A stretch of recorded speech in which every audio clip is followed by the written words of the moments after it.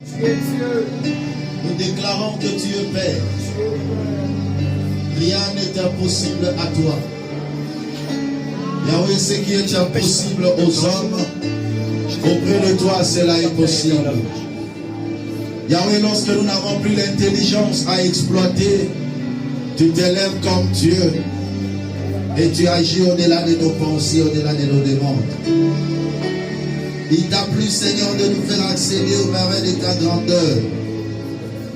Il t'a plu, Seigneur, de nous compter parmi les vivants. Tu es digne, notre restaurateur. Tu es digne, le tout-puissant créateur. Alléluia. Dieu tout-puissant, quand mon cœur considère que l'univers créé par ton pouvoir, le ciel d'Asie, les éclairs de ton œuvre, le clair matin ou les ombres du soir. Dieu tout-puissant, quand mon cœur considère que l'univers créé par ton pouvoir, le ciel d'Asie, les éclairs de ton œuvre, le clair matin ou les ombres du soir, de tout mon être, alors c'est un chant. Dieu tout-puissant, que tu es grand, de tout mon être, alors s'élève un chant. Dieu tout-puissant, que tu es grand. Yo Zamoyo, ole kina monene, mon jalisi, yadi okonyoso, yo saraki, lola pemoki, yo saligyo, sola muyana yo.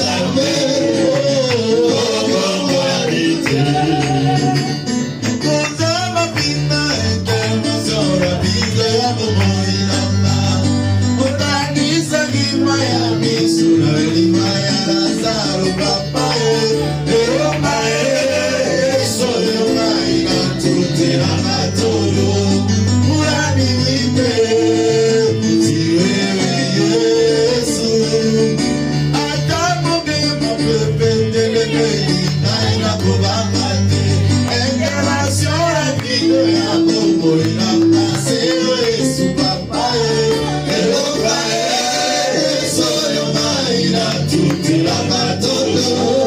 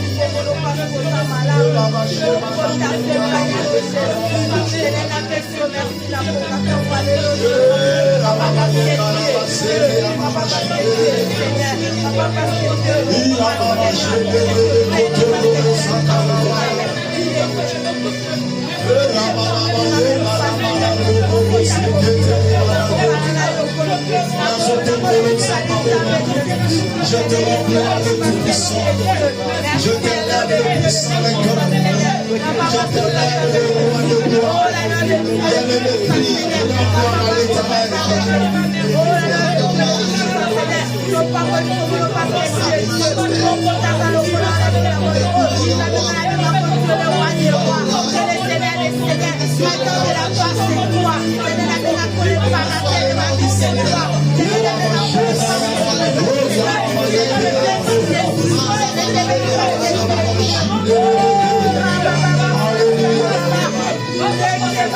alléluia, alléluia, alléluia.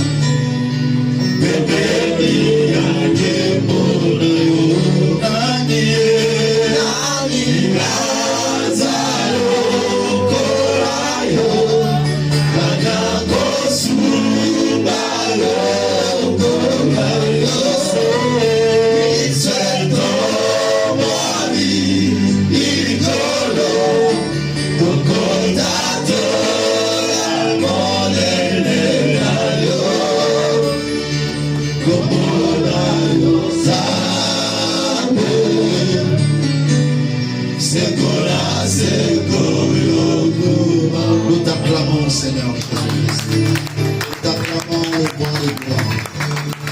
Nous t'acclamons le puissant vainqueur. Salut celui qui est à côté de toi. Soyez bénis au nom de Jésus-Christ. Bienvenue dans ce programme. Que la grâce, la paix du Seigneur vous soit pleinement multipliée. Amen. Nous rendons grâce à Dieu pour son amour, sa bonté, sa fidélité. Aujourd'hui, je veux commencer une partie d'enseignement que je veux continuer jusqu'à la nuit de prière de vendredi. Parce qu'après ici, nous allons nous rencontrer seulement le vendredi où nous aurons notre grande nuit de prière, deuxième édition de la chambre haute. Viens avec l'esprit de la prière. Alléluia. Amen. Nous avons 4 jours de jeûne prière que nous commençons déjà aujourd'hui à minuit. J'avais allégé pour tous ceux qui travaillent d'ouvrir à 15h ou soit 18h, ça dépendra. Mais déjà pour tous ceux qui vont au travail, vous pouvez déjà ouvrir à partir de 15h pour que vous puissiez avoir la force de prier. L'objectif dans le jeûne, c'est la prière. Alléluia. Amen. Il faut disposer du temps pour la prière. Et moi, je serai avec vous en ligne chaque jour, le matin et le soir. Le matin à 6h30 et le soir à 20h30. Amen. Nous serons tous ensemble en prière. Le lundi, mardi, mercredi et jeudi. Et vendredi, nous nous retrouvons ici à partir de 23h juste. Et nous serons en prière jusqu'à 5h juste. Je vous réserve encore de bonnes orientations et de bons conseils pour votre épanouissement dans tout le domaine de votre vie. Amen. Amen. Je vais commencer un enseignement qui est très délicat. Pas commencer, mais ça fait partie de notre thème sur la famille chrétienne. Amen. Et aujourd'hui, le sous-thème que je vais développer, comme je l'ai dit, je commence aujourd'hui et je vais terminer cela le vendredi. Le mystère de 2 naissances. Le mystère de 2 naissances. Au travers de cet enseignement, je veux interpeller la conscience de parents, ceux qui le sont, ceux qui le seront. Et je m'aimerais réveiller l'esprit de toute personne qui pourra se retrouver dans cet enseignement. Parce qu'après l'enseignement, nous aurons un moment fort de prière. Et alors, la compréhension s'avère très indispensable pour la délivrance d'une personne. Amen. Le frère Dorivel va m'accompagner dans cet exercice avec sa version. On va essayer un peu de comparer. Le mystère des 2 naissances. Prenez le micro. Ézéchiel chapitre 16.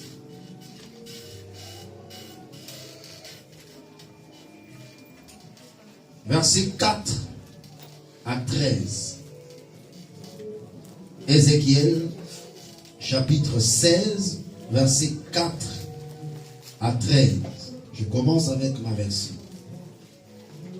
Ézéchiel 16, versets 4 à 13. À ta naissance, au jour où tu es naquis, ton nombril n'a pas été coupé. Tu n'as pas été lavé dans l'eau pour être purifié. Tu n'as pas été frotté avec du sel. Tu n'as pas été enveloppé des langes.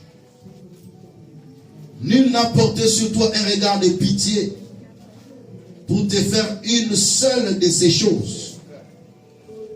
Par compassion pour toi. Mais tu as été jeté dans le champ. Le jour de ta naissance, parce qu'on avait horreur de toi. Je passais près de toi.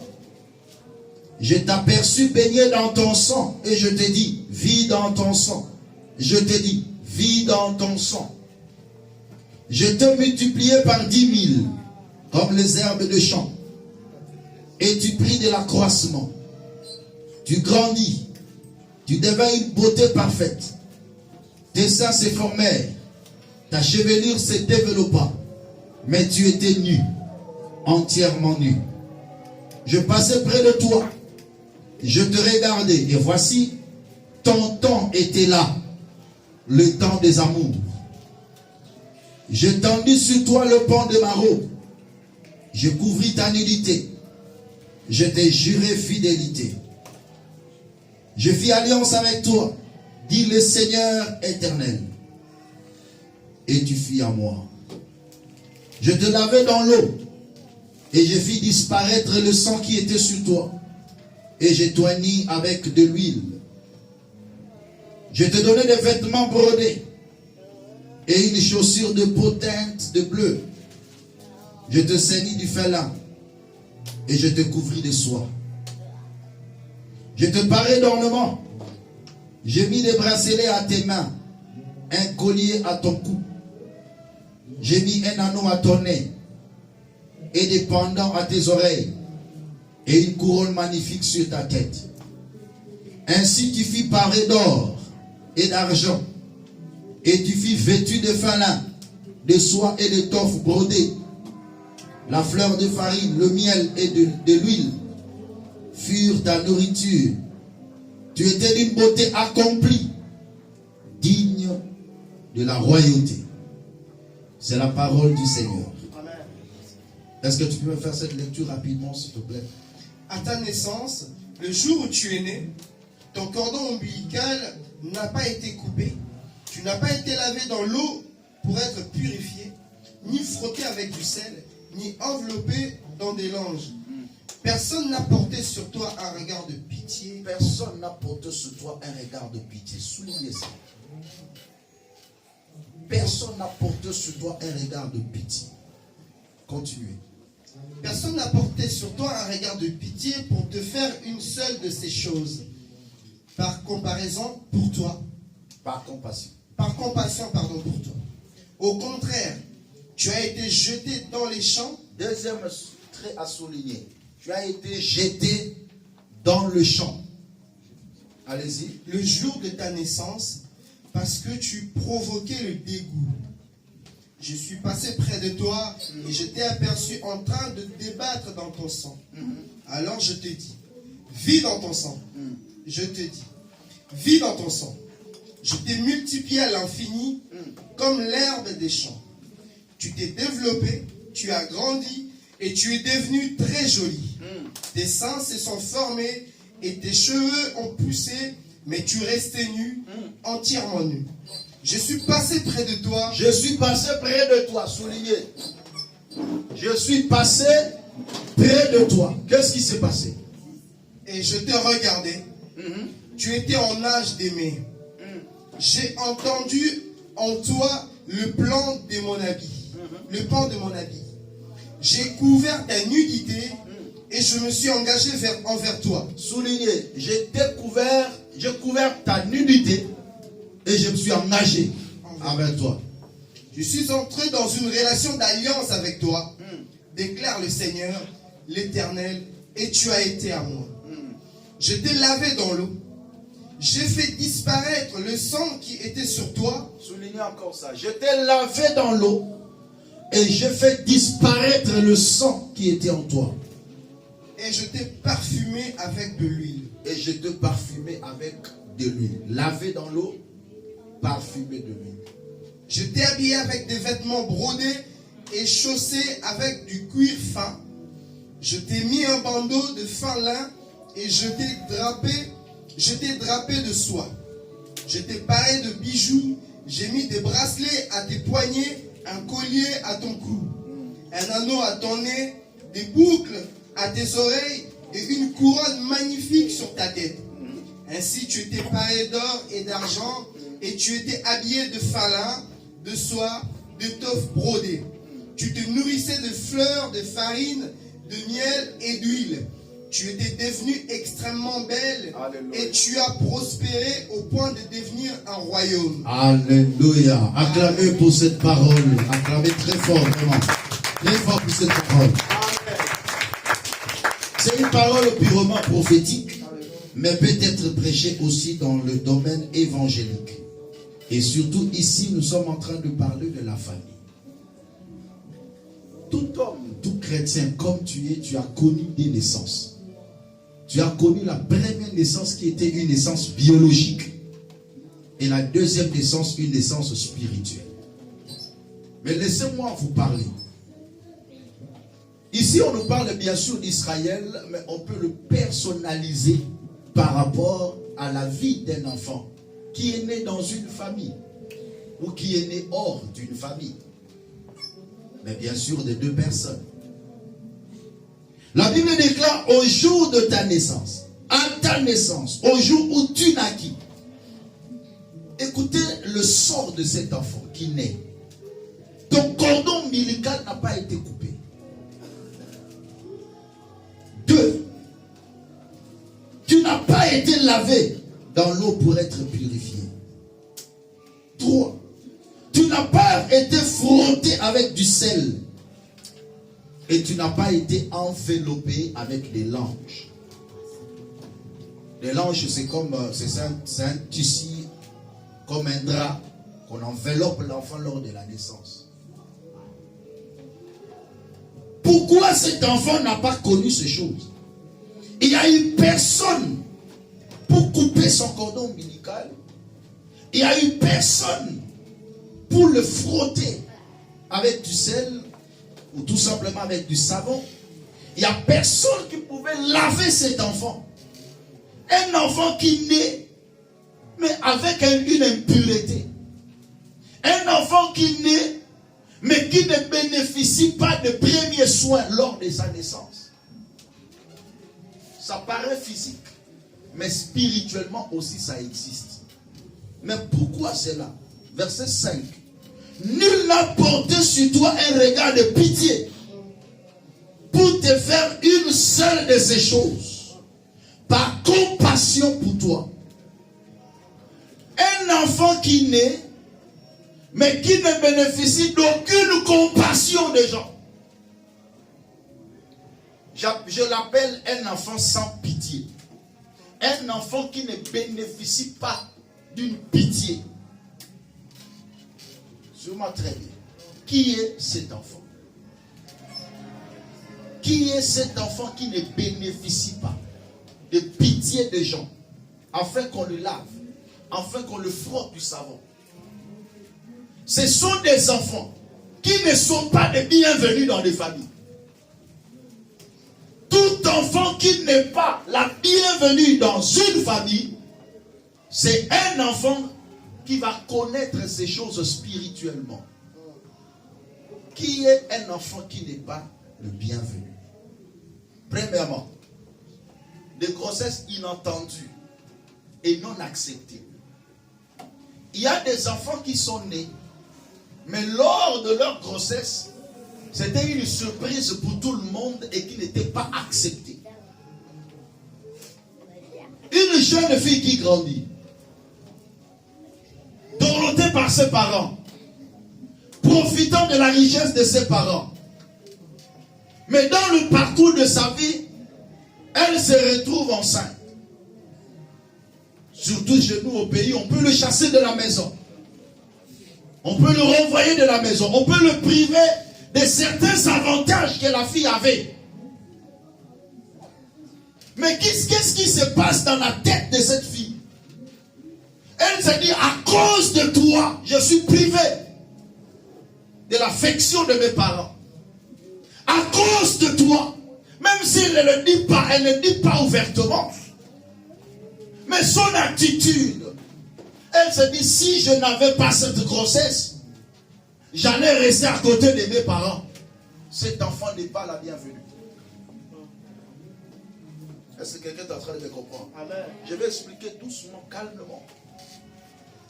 Il se peut que tu vas te retrouver parfois où tu fais partir de ces genres d'enfants qui est né dans ces genres de conditions. Et nous allons voir des conséquences qui arrivent. Un enfant né dans des problèmes dont les gens ne l'aiment pas. Une grossesse par hasard. Il y a des parents parfois qui se battent parce que la maman est tombée enceinte. Mais comment tu es tombé enceinte? Comment tu n'as pas calculé? Les disputes commencent entre les parents à cause de la grossesse. Cet enfant n'est pas la bienvenue.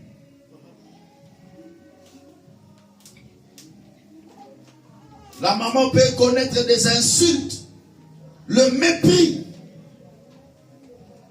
même auprès de famille, même auprès de son mari. Dans son humiliation, elle se dit, c'est à cause de cette grossesse que je connais cette humiliation. Cet enfant n'est pas la bienvenue. Une grossesse ignorée par le parent, par exemple. Une fille qui tombe enceinte et le père dit, c'est pas ma grossesse. Il n'a pas accordé même une pitié pour cet enfant innocent qui naîtra. C'est un enfant sans pitié. Une grossesse détectée après le divorce. Vous savez, il y a des gens qui vivent parfois ensemble et à cause peut-être d'une discussion comme ça, ils prennent la décision de ne plus être ensemble, ils divorcent. Et là où la maman est partie, elle se retrouve qu'elle est enceinte. C'est une grossesse qui n'est pas la bienvenue. Parce qu'elle se dit, je me suis déjà séparée avec cet homme. Est-ce que dois-je encore rentrer? Ah, si cette grossesse n'était pas là, j'allais faire ma vie autrement. Tout murmure que nous savons face à une grossesse, cet enfant n'est pas la bienvenue.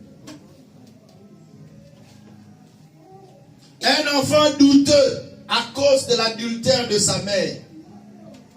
On ne sait pas exactement, papa ne sait pas exactement est-ce que c'est mon fils ou pas.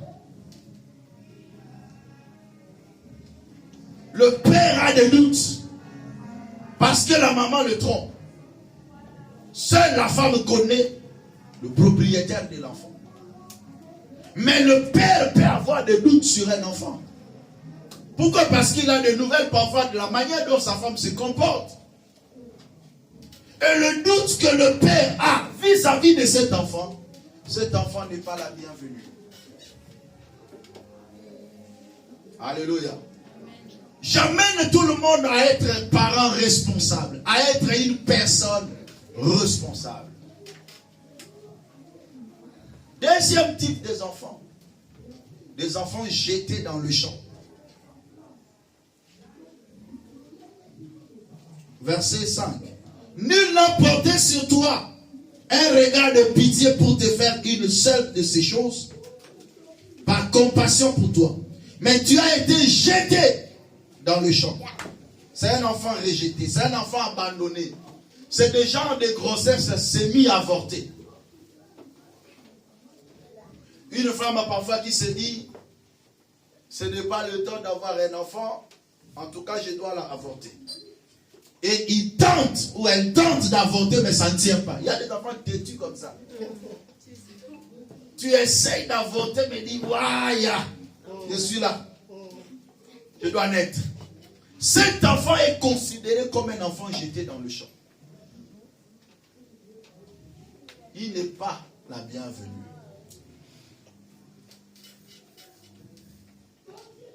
s'est mis à avorter ou même la pensée d'avorter. Il y a des gens, quand il est grosse, ou elle est grosse, bien sûr, on parle ici des femmes plus, mais ça peut être en connivence avec l'homme. Il y a des couples comme ça qui se collaborent en disant que non, on va enlever ça. Alléluia. Vous avez même la pensée d'enlever, mais vous n'avez pas accompli. Cette pensée déjà impure affecte la vie de cet enfant. Alléluia. Même si tu vis dans une nation où on légalise l'avortement, mais auprès de Dieu, c'est déjà la mort. Parce que l'avortement est semblable à un couteau que tu mets sur un enfant. Quand tu dis déjà que je vais avorter, tu le mets déjà un couteau là. Et quand tu n'agis pas, l'enfant est triste. Parce que le parent avait la pensée de le tuer. Et cet enfant, à sa naissance, est considéré comme un enfant jeté dans le champ. Il y a des couples qui ne désiraient pas avoir un enfant ce temps-là. Mais l'enfant arrive. Il y a des balles perdues comme ça. Alléluia. Amen. Voilà pourquoi dans la vie, il faut désirer un enfant. Tu désires et l'enfant arrive, cet enfant sera bien accueilli. Amen. Bon, même si c'est par hasard, mais bénissez cet enfant. Accueillez-le bien. C'est très important. Ne commencez pas les disputes parce que, surtout ma papa, yom to tchèque à moi. Surtout que le condamné maman il kamni. Oh, comment tu n'as pas calculé? Toi, tu ne calcules pas. Toi aussi, calcule, non? Alléluia. Amen. Les pères ne calculent pas. Après, ils vont commencer à dire, mais comment tu ne calcules pas? Et toi, tu as calculé? On doit calculer nous tous ensemble. Alléluia. Amen. Pour que la balle perdue ne vienne pas. Il y a des couples qui désiraient un garçon. Mais lorsqu'une fille arrive, ils sont mécontents. Cet enfant est jeté dans le champ. Il n'est pas le bienvenu. Ah, quand c'est nous, maman, les amants, on balle. Quand c'est maman, les amants, la moi aussi, mais on balle. Ça paraît simple en le disant, mais vous affectez la vie de l'enfant. Alléluia. Vous affectez la vie de l'enfant. Mais comment on a toujours le même sexe, le même sexe, le même sexe? Comment? Il y a des parents comme ça qui disent à leur femme, si tu me donnes une fille, je vais te donner un cadeau. Et quand ça vient un garçon, qu'est-ce qui va se passer dans le cœur de la femme? Ah, c'est un cadeau. Murmure. Cet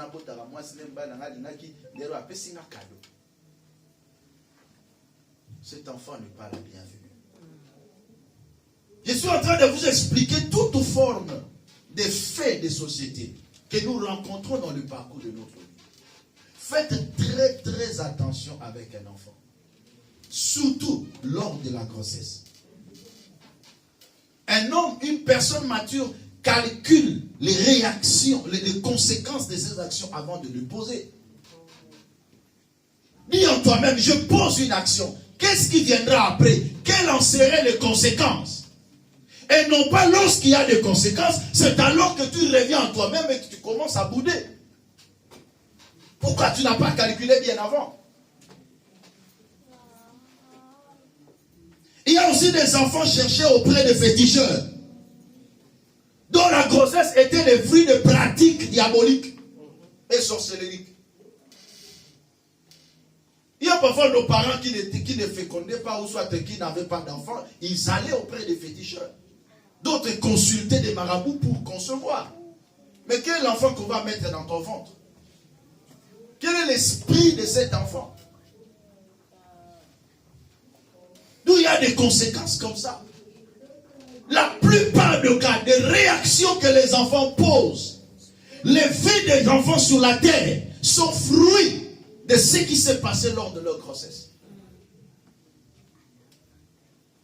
La famille chrétienne, c'est une famille qui commence à bénir leurs enfants dès la conception. Lorsque la femme annonce déjà la bonne nouvelle de la grossesse, cette nouvelle d'abord doit être bien réceptionnée par les deux.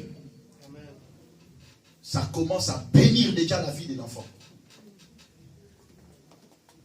Il y a des enfants sur la terre qui vivent des conséquences. Cet enfant sera impur. Il n'a pas été lavé par l'eau. Il vit dans l'impureté. On n'a pas regardé avec un œil de pitié.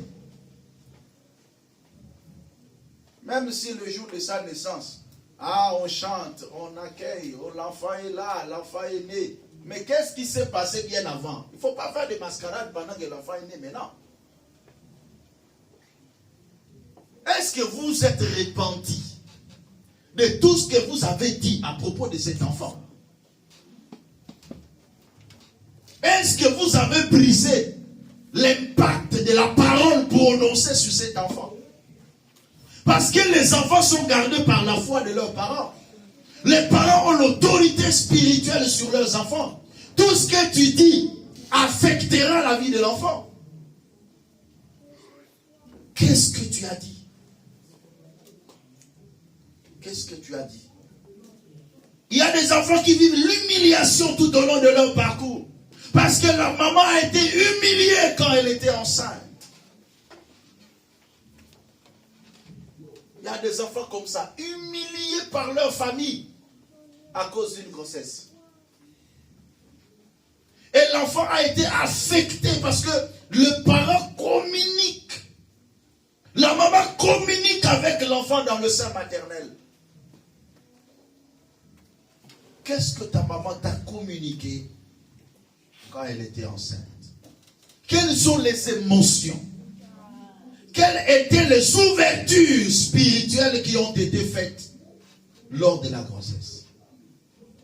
Il y a d'autres enfants qui ont été ensorcelés pendant la grossesse. Pourquoi? Parce que les parents ont ouvert une brèche. Les parents ont ouvert une porte. Les enfants ont été envoûtés dans le sein maternel à cause de brèches que les parents ouvrent. Et il y a des enfants comme ça qui vivent tout au long de leur vie une vie de rejet dans la société. Une vie d'abandon. Mais pourquoi les gens ne m'aiment pas? Pourquoi les gens me rejettent toujours? Mais parce que ton rejet a commencé dès le sein maternel. Il y a des gens qui ne vivent que les divorces, les séparations, les célibats. D'autres la pauvreté. D'autres la stérilité, les avortements. Parce que dès ta naissance, une pensée impure a été sémée en toi.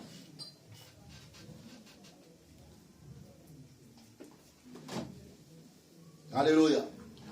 Il y a des enfants parfois qui proviennent de féticheurs. Ils ont parfois des états d'âme compliqués et ils rencontrent dans leur parcours toujours avec des gens très compliqués. Il y a des enfants qui deviennent des enfants de la rue tout simplement parce qu'il a été rejeté dès le sein maternel. Cet enfant qu'on n'a pas lavé dégage une mauvaise odeur. Cet enfant qu'on n'a pas frotté avec du sel, qu'on n'a pas lavé avec le savon, qui n'a pas bénéficié des paroles de bénédiction, ils vivent sur la terre avec une odeur dangereuse. Comment les gens vont l'aimer?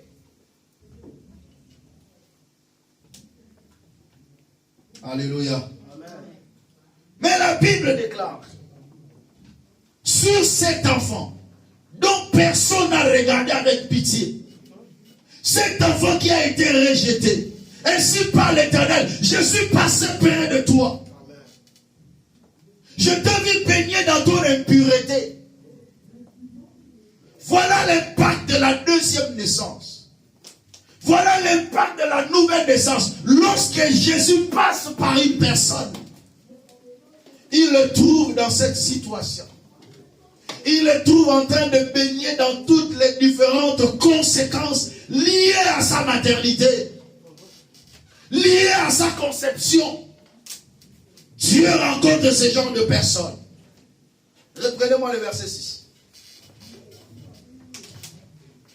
La première naissance, avec tous les problèmes que tu as rencontrés, crée une mauvaise odeur en toi. Une vie compliquée. Voilà pourquoi Jésus disait à Nicodème, si tu n'es né de nouveau, tu ne peux entrer dans le royaume de Dieu. Verset 6.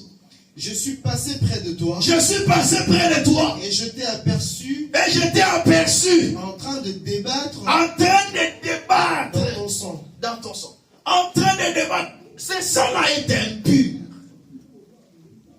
Je suis passé près de toi. Tu es en train de te battre dans ton impureté. Dans la malédiction qui t'a accablé.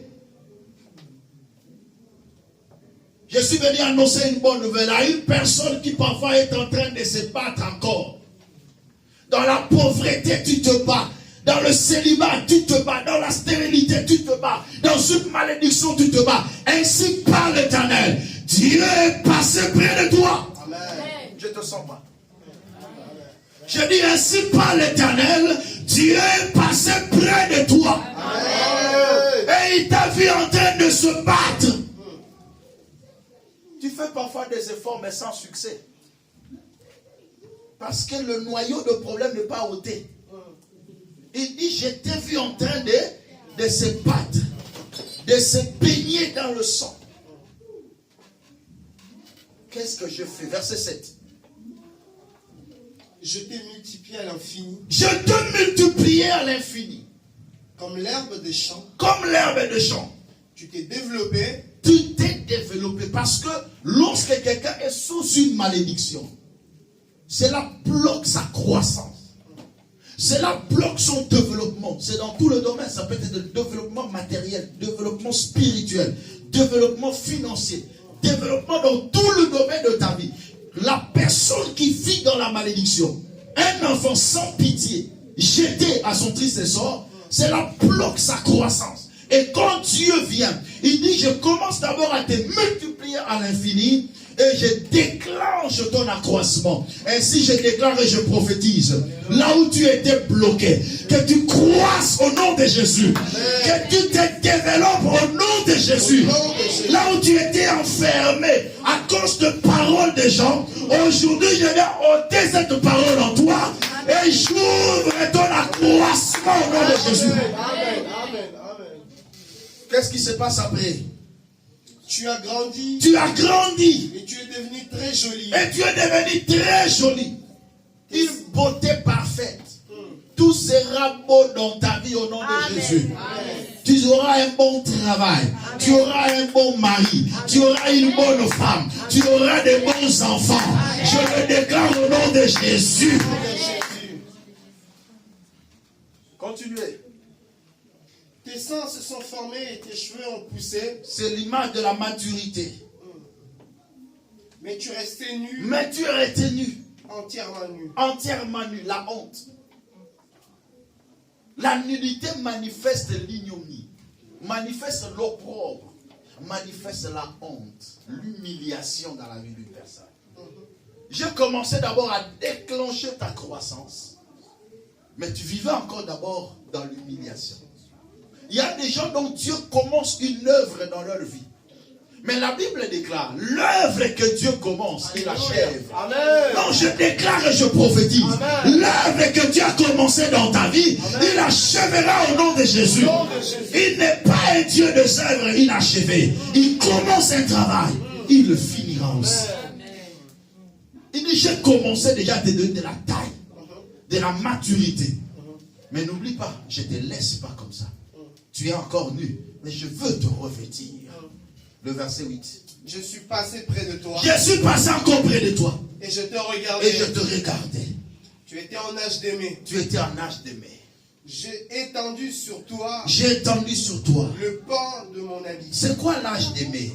C'est l'âge où tu as donné ta vie à Christ. L'âge où tu deviens enfant de Dieu. L'âge où tu commences à atteindre la maturité.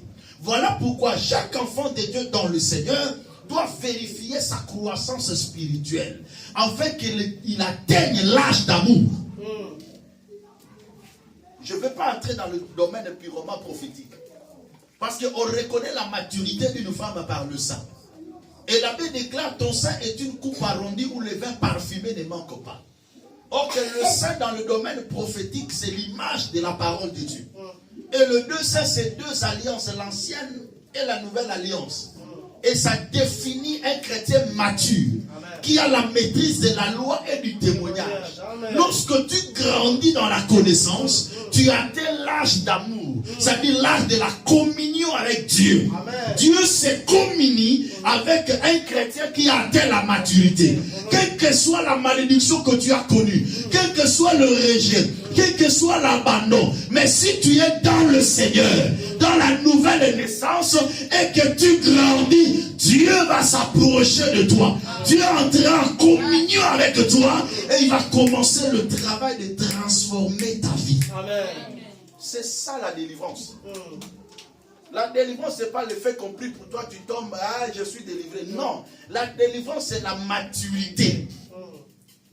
Plus tu atteins la maturité, tu entres en communion avec le Créateur. On appelle ça l'âge d'amour.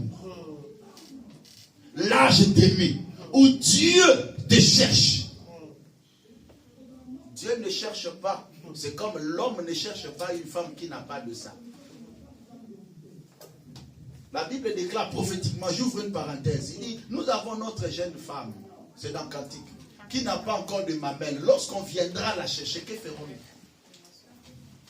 Pour que Dieu te cherche, il doit voir la connaissance que tu as. Il doit voir la maturité que tu as. Tu as déjà connu une enfance terrible, l'accouchement terrible, on t'a maudit. Mais lorsque tu es maintenant dans le Seigneur, tu négliges la vie de prière, tu négliges la vie de la parole de Dieu. Mais tu es en train d'hypothéquer même ton avenir.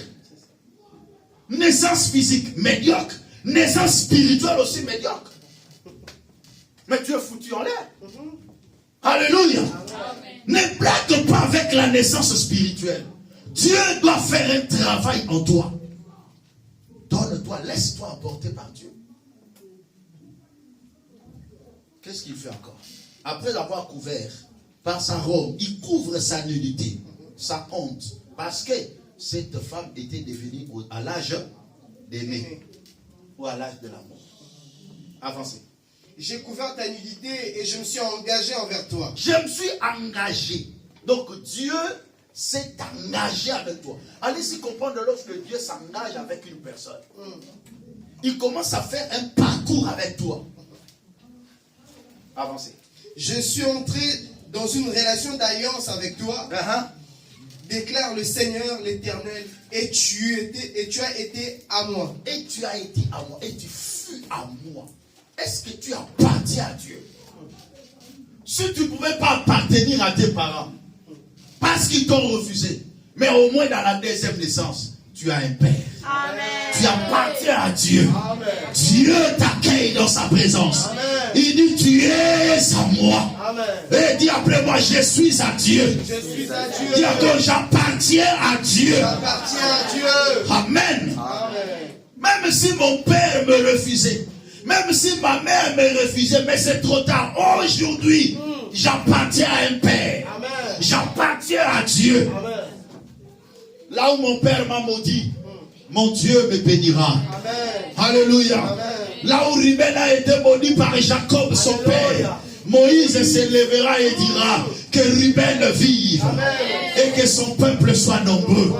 Je m'élève aujourd'hui, là où tes parents t'ont maudit, moi, par l'autorité et le pouvoir que Dieu m'a donné, je déclare au nom de Jésus-Christ que tu sois béni au nom de Jésus. Que tu sois heureux au nom de Jésus. Tu es la bienvenue dans ce monde. Je viens ôter la malédiction qui pesait sur ta vie.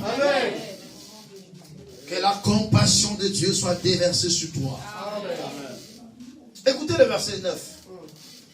Je t'ai lavé. Je te lavais dans l'eau. Dans l'eau. Écoutez. Cet enfant qui n'était pas lavé lors de sa première naissance. Mais dans la nouvelle naissance, Dieu le lave. Alléluia. Est-ce que tu peux faire une parenthèse? Jean chapitre 15, verset 3, rapidement. Jean chapitre 15, verset 3. Oh, gloire à Jésus. Allez-y. Déjà vous êtes purs. Déjà vous êtes purs. À cause de la parole que je vous ai À annoncée. cause de la parole que je vous ai annoncée. Aujourd'hui, Dieu ne lave plus par l'eau. Même si mes parents n'ont pas lavé dans l'eau, Mon Dieu me lave par sa parole. L'eau de sa parole me purifie. Amen. Quand j'écoute la parole de Dieu, la parole de Dieu enlève mon impureté. La parole de Dieu enlève la malédiction qui pesait sur moi. Est-ce que quelqu'un qui est purifié par la parole acclame pour la parole de Dieu? Un enfant de Dieu doit aimer d'écouter la parole de Dieu. Il dit, vous êtes déjà purs par la parole que vous écoutez.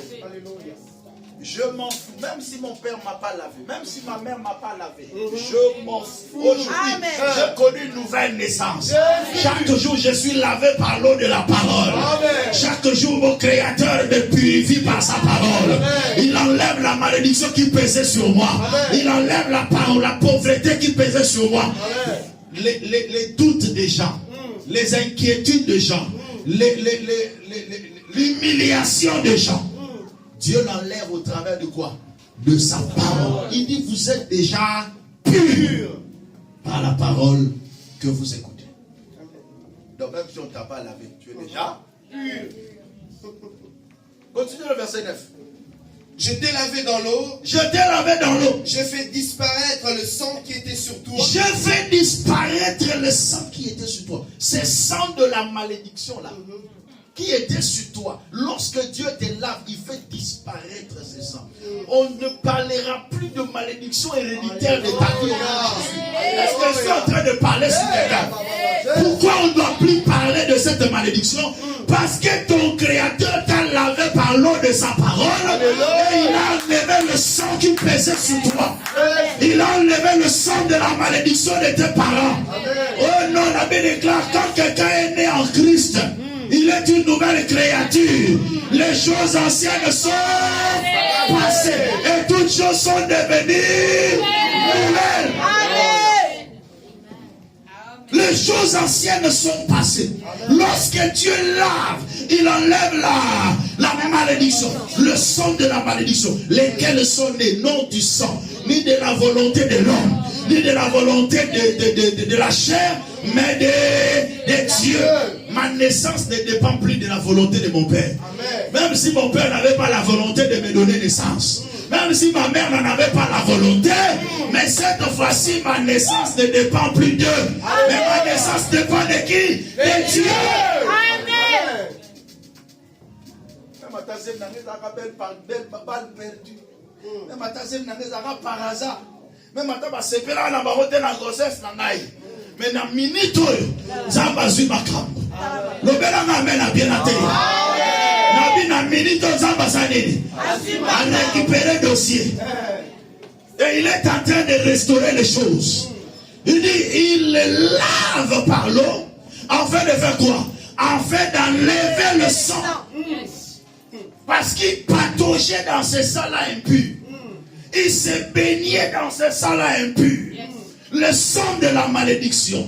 Mais lorsque la parole sort avec révélation, tel que maintenant là, pendant que je suis en train de prêcher, la parole de Dieu est en train de purifier vos vies. Je dis la parole de Dieu est en train d'enlever le sang impur. Afin que vous entrez dans la phase de la bénédiction de Dieu. Je le déclare au nom de Jésus. Ne pensez plus aux événements passés.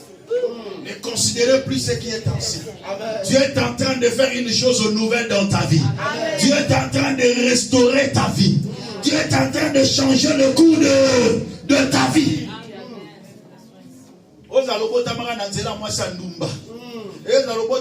Deuxième bureau. Au troisième bureau. Et dans la semaine, il y a doute. Il y a papa. Cela importe peu. Ce qui est important aujourd'hui, tu as connu ta deuxième naissance. Même si tes premiers parents ne t'ont pas béni, mais ton deuxième parent va te bénir.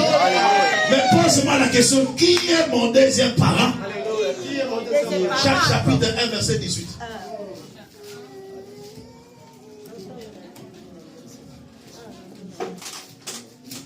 Qui est mon deuxième parent? Jacques chapitre 1 verset 18. J'aime Dieu à cause de ces choses. Même si la malédiction pesait sur moi, il y a une deuxième naissance qui existe.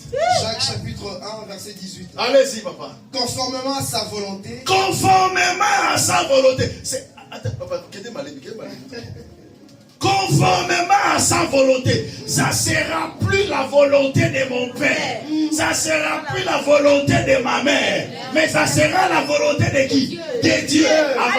Avancez encore. Il nous a donné la vie. Il nous a donné la vie. Par la parole de vérité. Par la parole de vérité. Afin que nous soyons. Afin que nous soyons. En quelque sorte. En quelque sorte. Les premières de ces créatures. Les premières de ces créatures. Amen. Hey, alléluia. Amen. Reprends encore, reprends. Est-ce que Josué, tu es là? Ouais. Donc tu vas lire avec ta version. Conformément à sa volonté. Conformément à sa volonté. Il nous a donné la vie. Il nous a donné la vie. Par la parole de vérité. Par la parole de vérité. Moi, que je te pose la question. Qui est ton parent? C'est Dieu. Lisez bien, reprends encore. Allez-y. Conformément à sa volonté. Conformément à sa volonté. Il nous a donné la vie. Il nous a donné la vie. Par la parole de vérité. Par la parole de vérité.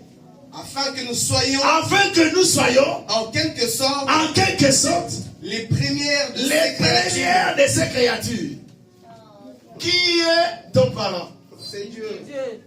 Lisez encore. Jacques chapitre. Écoutez bien pour bien répondre à ma question. Il nous a engendrés selon sa volonté. Il nous a engendrés selon sa volonté.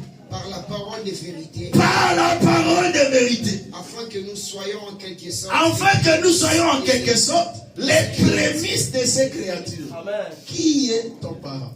C'est Dieu. Amen.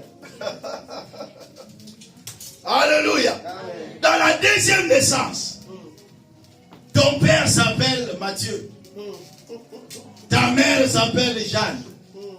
Mais dans la deuxième naissance, ton père, ta mère s'appelle la parole de Dieu. Alléluia. Il nous a engendrés par sa parole. Selon sa volonté. Ici, ça ne dépend plus de la volonté de mes parents. Po ba wa linga na wote na yana muki. Na ina nga bal perdi. Na ina nga lomo paraza. Na ina nga paraza. Mais Nzambe ya paraza te. Selon sa volonté. Par la parole de vérité. Afin que je sois les premières de ces créatures. Zaba botangai. Ava bamboa. Avant Balionga Sinazala. Mais au moins apparemment le roi net que muta akira mara na suka. La première naissance wa muta suka. Mais la deuxième naissance wa muta. Alléluia. Donc même si tu as échoué par rapport à la première naissance, mais la deuxième naissance c'est la réussite de ton partage. Tu réussiras au nom de Jésus. Non pas parce que tu es le fils de Dieu, mais parce que tu as été né par la parole de Dieu. Reçois la parole au nom de Jésus. La parole te sanctifie. Voilà pourquoi cette parole, avant de te donner naissance, il commence déjà à purifier l'impureté passée. Il restaure les choses et il te permet d'avancer. Amen. À suivre. Alléluia. Est-ce qu'on est ensemble? Amen. Non, je pose la question, est-ce qu'on est ensemble? Amen. Le vendredi, on va encore monter. On va encore monter. Tu n'es pas n'importe qui. Tu es déjà dans le Seigneur. Tu n'as rien à craindre. Tu n'as rien à craindre.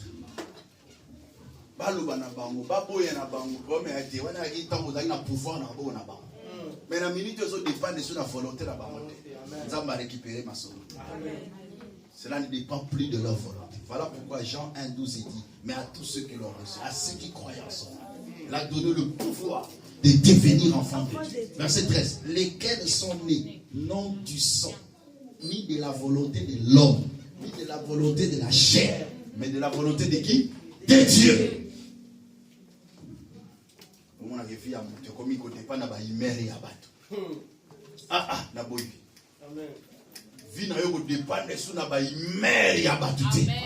Ta vie va dépendre de Dieu. Amen. De la volonté parfaite de qui? De Dieu. Lève-toi, ma vie. Alléluia. J'ai envie de prier. Mon libre vendredi, je suis côté la main. Alléluia. Amen. J'ai envie de prier. J'aimerais que tu puisses chauffer, monter un peu dans la dimension de la prière.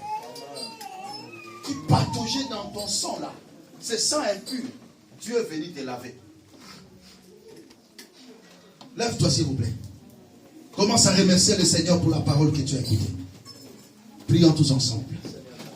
Remercions le Seigneur. Alléluia. Oh Jésus. Dis merci à Dieu. Alléluia. Bénissez le nom du Seigneur, bien-aimé. Rendez gloire à Dieu. Dis à Dieu merci pour ta parole. La Bible déclare, ils seront tous enseignés de Dieu. Aujourd'hui, Dieu t'a enseigné. Alléluia. Natomboli misonanga oluka elongi na yo ozali